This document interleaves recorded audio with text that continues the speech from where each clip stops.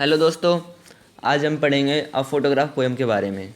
A photograph poem जो है शिली टोल्सन ने लिखी है।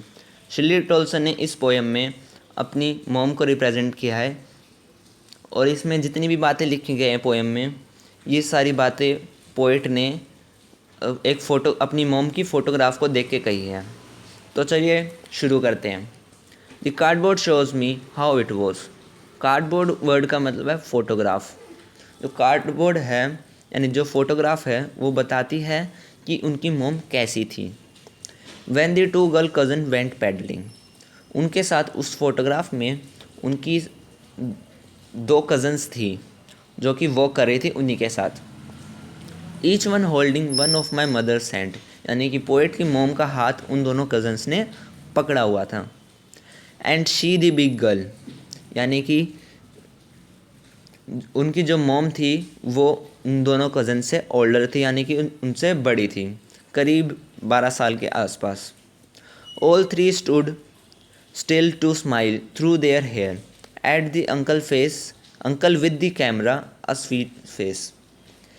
जो तीनों थी यानी कि उनकी मॉम और उनकी कज़न जो थी वो एकदम स्थिर खड़ी हो गई और स्माइल करने लगी अपने चेहरे पे फैले हुए बालों के पीछे से, यानी कि उनके चेहरे पे बाल गिरे फैले हुए थे और वो उनमें से स्माइल कर रही थी अंकल को देख के, क्योंकि उनके जो अंकल थे वो फ़ोटो खींच रहे थे उनकी।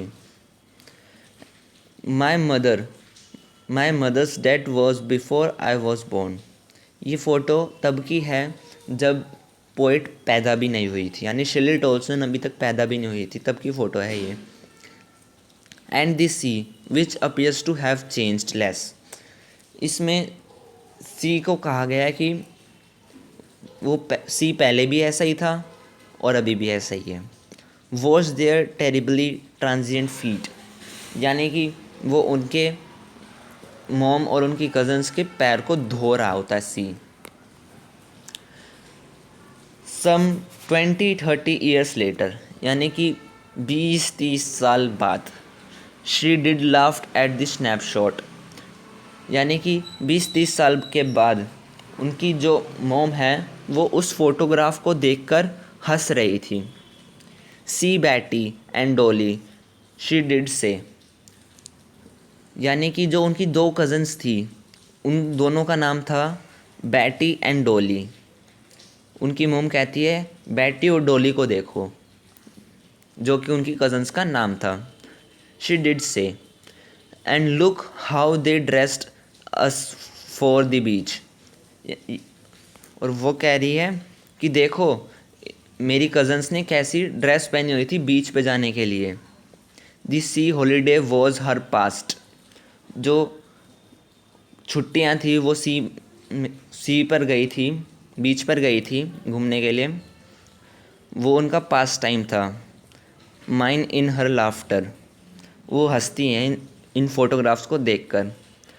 Both wry with the laboured else of loss, यानी कि वो